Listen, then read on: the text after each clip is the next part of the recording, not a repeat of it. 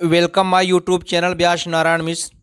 आज हम डिस्कस कर रहे हैं क्लासिकल स्टैटिस्टिक्स के जो थर्मोडायनेमिक पोटेंशियल होते हैं उसको हम डिस्कस कर रहे हैं, जिसमें से कुछ पोटेंशियल को पहले डिस्कस किया गया है, आप प्रीवियस के वीडियो में देख सकते हैं।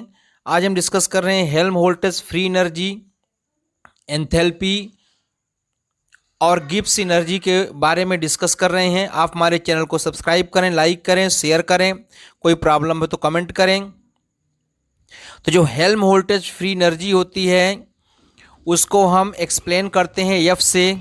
Helmholtz free energy F equal to हो जाता है U minus T S. U क्या है? इंटरनल एनर्जी है, और टी एस क्या है?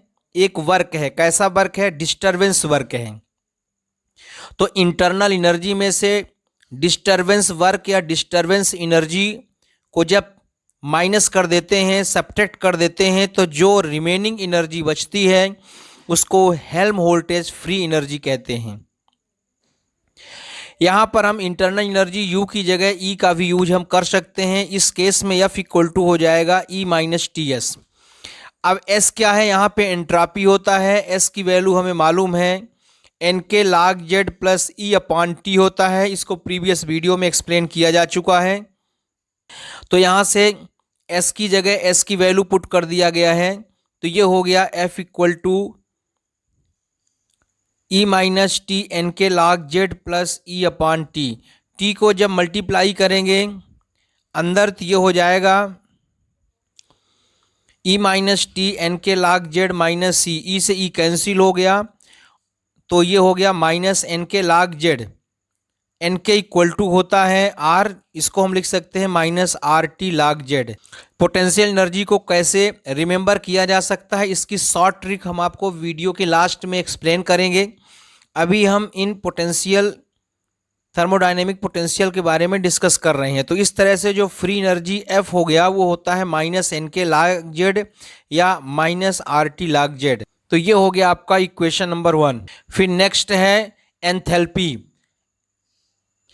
एंथैल्पी ये सिस्टम की टोटल हीट कहलाता है। टोटल हीट का मतलब इसको एंथैल्पी को एच से रिप्रेजेंट करते हैं, और H इक्वल टू होता है U प्लस पी वी। तो U क्या है? इंटरनल एनर्जी, और पी वी क्या है? यूजफुल वर्क, या ऐसा कह सकते हैं यूजफुल एनर्जी। तो internal energy plus useful energy का जो टोटल होता है उसे हम बोलते हैं एंथैल्पी। हमने अभी अभी देखा फ्री एनर्जी को F इक्वल टू कितना होता है? U minus T S. यहाँ टी एस क्या होता है? Disturbance energy. तो इंटरनल एनर्जी में जब डिस्टर्बेंस एनर्जी को माइनस कर देते हैं तो हेल्महोल्ट्ज़ फ्री एनर्जी आता है। लेकिन टी एस क्या है? डिस्टर्बेंस एनर्जी, और पी वी क्या है? Useful energy. तो यूजफुल एनर्जी को जब इंटरनल एनर्जी में प्लस कर देते हैं तो आपका एंथैल्पी आ जाता है। चूंकि P V equal to R T होता है, तो इसको हम यू प्लस आर टी भी लिख सकते हैं। अब इंटरनल एनर्जी ई का ये जो डेरिवेशन है इसको कैसे आया है ये हम प्रूव करके प्रीवियस वीडियो में बता चुके हैं, वहाँ से आप देख सकते हैं प्ले स्टोर में जा कर के। u equal to R T square del upon del T log z। ये u की वैल्यू को हम पुट करेंगे यहाँ पर, तो ये हो जाएगा आपका h equal to R T square del upon del T log z E V plus R T. क्योंकि हम u की जगह u की वैल्यू पुट करेंगे तो ये आर टी तो रहेगा। तो इस तरह से ये हो गया इक्वेशन सेकेंड, एंथैल्पी के लिए एक्सप्रेशन। अब लास्ट में हम डिस्कस करेंगे Gibbs free energy. Equilibrium, thermodynamic equilibrium के कंडीशन पे जो गिब्स फ्री एनर्जी है वो जीरो हो जाती है। गिब्स फ्री एनर्जी कब या तो जीरो होती है या तो निगेटिव होती है। इसका फार्मूला है G equal to U plus P V minus T S. अब इसको कैसे डिफाइन कर सकते हैं? U क्या दिया है? Internal energy. पी वी क्या दिया है आपका? Useful energy. तो इंटरनल एनर्जी और यूजफुल एनर्जी को प्लस करके उसमें कुछ पार्ट अनयूज्ड एनर्जी रहेगा या डिस्टर्बेंस एनर्जी रहेगा, उसको हम माइनस कर देंगे, तो जो एनर्जी बचेगा वो बचेगा गिब्स फ्री एनर्जी। इसे हम ऐसा भी बोल सकते हैं कि हेल्महोल्ट्ज़ फ्री एनर्जी और यूजफुल एनर्जी, पीवी क्या है, यूजफुल एनर्जी, दोनों को यदि हम ऐड कर देते हैं तो गिब्स फ्री एनर्जी आ जाता है। PV equal to R T होता है तो जी इक्वल टू हो जाएगा एफ प्लस आर टी। अब इक्वेशन 1 में जो कि हमने देखा अभी, जो कि एफ की वैल्यू होती है गिब्स फ्री एनर्जी की, तो उसकी वैल्यू अगर हम पुट कर देते हैं यहाँ पर, ये हो जाता है G equal to minus R T log Z. ये जो एफ की वैल्यू है, ये जो वैल्यू दिया हुआ है, ये एफ की वैल्यू है। एफ की वैल्यू हमने इक्वेशन 1 से पुट कर दिया, तो ये हो गया G equal to minus R T log Z plus R T हमने कॉमन ले लिया, तो ये हो जाएगा G equal to R T 1 minus log Z. अब हम आपको शॉर्ट ट्रिक बताएंगे कि इसको हम कैसे रिमेंबर कर सकते हैं। इस तरह से एक बेंजीन का रिंग आप देख सकते हैं, यहाँ पे बेंजीन की स्ट्रक्चर जैसे है, तो इसको हम कैसे याद कर सकते हैं। Good physics have studied under very fine teacher. G मतलब गुड, पी मतलब फिजिक्स, एच मतलब have studied, S U under, V very या फाइन, टी टीचर।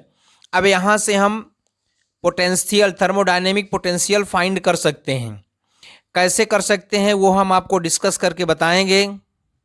हमने फिर से यहाँ पे बनाया है, तो अब जैसे हमें जी का फार्मूला बनाना है, तो जब इसमें हम नीचे से ऊपर की ओर जाते हैं तो वैल्यू निगेटिव हो जाती है। जैसे इसका कॉम्बिनेशन भी देखिए, P का कॉम्बिनेशन होगा V के साथ, S का कॉम्बिनेशन होगा T के साथ, H का कॉम्बिनेशन U के साथ, H का कॉम्बिनेशन G के साथ, G का कॉम्बिनेशन F के साथ, F का कॉम्बिनेशन U के साथ।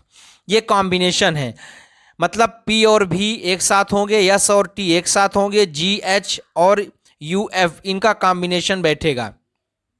तो जैसे यदि हम G इक्वल टू फार्मूला बनाना चाहते हैं, तो जब G इक्वल टू लेंगे तो यदि हम ऊपर की ओर जा रहे हैं तो माइनस होगा, तो ये हो जाएगा H और इसके करस्पॉन्डिंग ये डायगोनल है, तो कितना हो जाएगा TS, तो ये हो जाएगा H माइनस TS।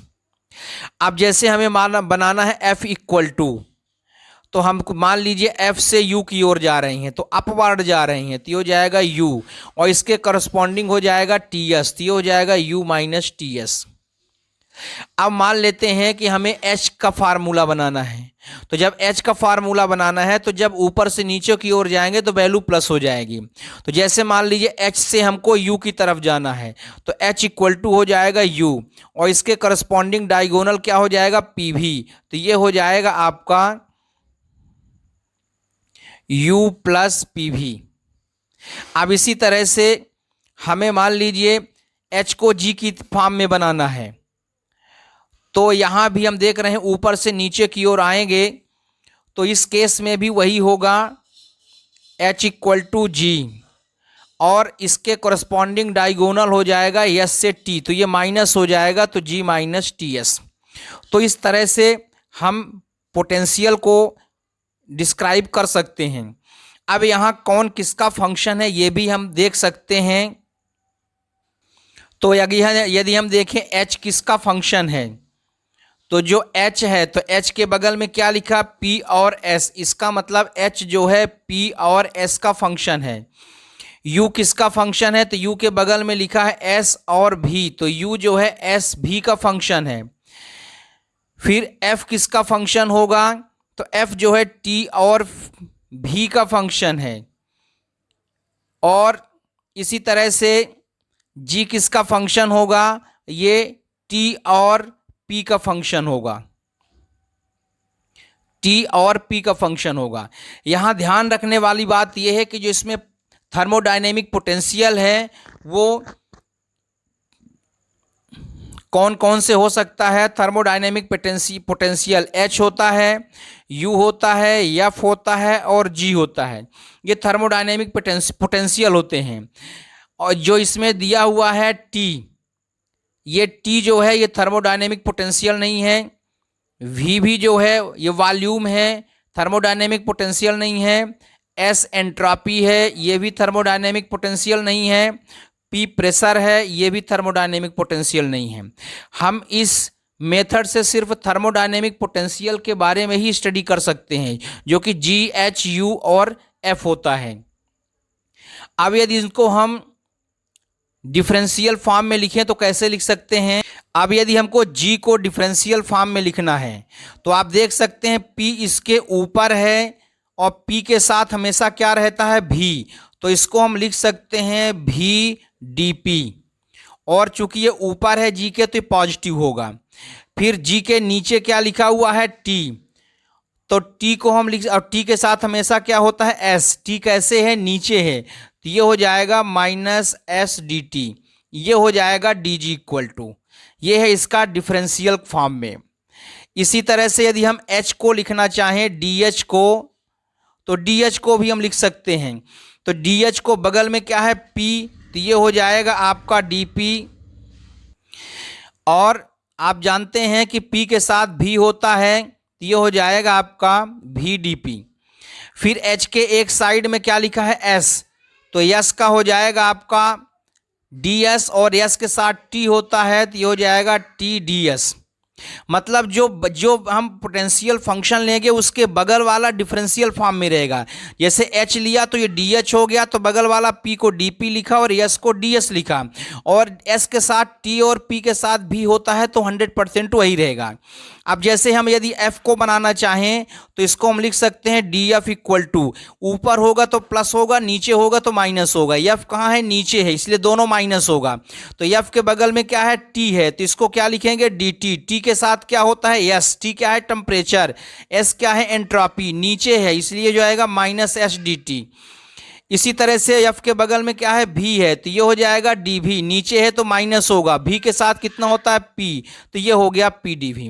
तो इस तरह से हम अगर हम U का बनाना चाहें तो U का भी बना सकते हैं। तो DU इक्वल टू, तो D के ऊपर दिया है S, पॉजिटिव होगा, तो ये हो जाएगा DS। S के साथ T होता है, तो ये हो गया आपका पॉजिटिव। फिर दूसरे केस में U के नीचे V है इसलिए माइनस होगा, तो DV हो गया, और V के कोरस्पॉन्डिंग P होता है तो माइनस PdV हो गया। तो इस तरह से हम इसके पोटेंशियल की वैल्यू हम फाइंड कर सकते हैं।